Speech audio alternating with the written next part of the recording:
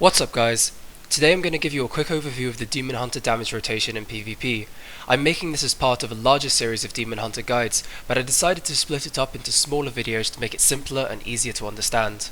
Keep in mind that a lot of Demon Hunter abilities are greatly modified by talents, so I will identify which ones are affected by talent choices.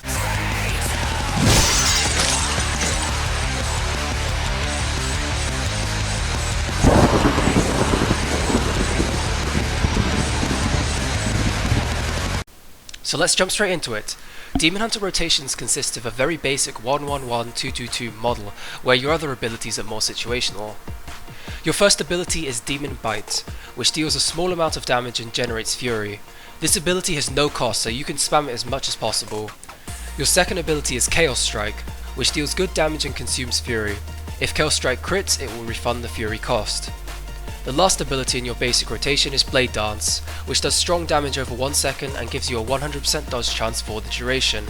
These three abilities make up your core rotation, and you should be using Blade Dance on cooldown whilst using the other two abilities depending on how much fury you have.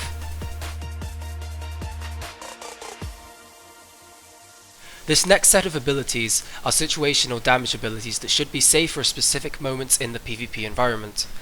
We have I-Beam, a strong channel spell that does high damage to all targets in front of you. Since it is channeled, I-Beam can be interrupted, but you will not be locked out of using any other abilities. This is your main tool for bursting, and I will cover it in depth later on. Next we have Throw Glaive, which is a ranged ability that deals light damage to multiple targets. This ability is important because when talented, it provides the only consistent slow you have as a Demon Hunter.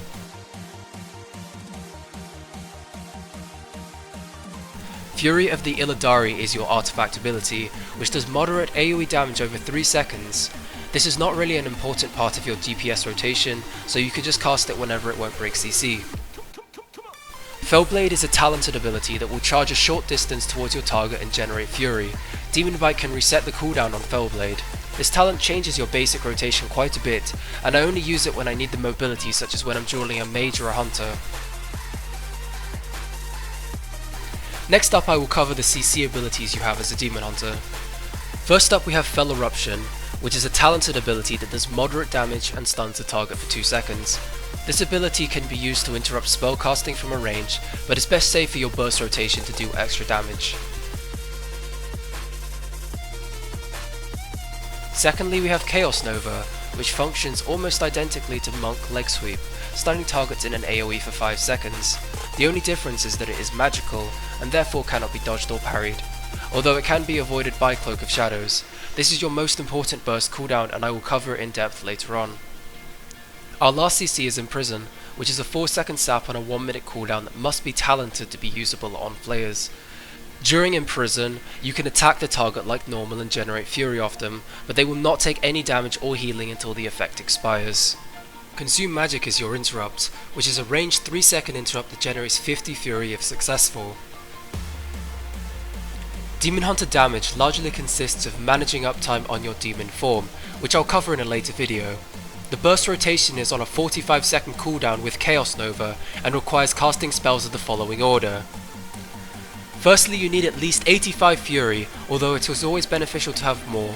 Then you want to cast Chaos Nova, I-Beam, Blade Dance, Fell Eruption, and then continue with your basic rotation of Demon Bites and Chaos Strikes. When executed correctly, it should look like this.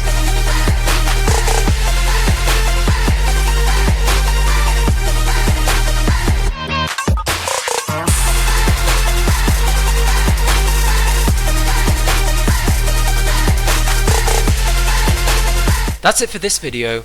In future videos I will be covering talents, mobility, defensive cooldowns, and gameplay strategies. I hope you guys enjoyed this video, and I'll see you all next time.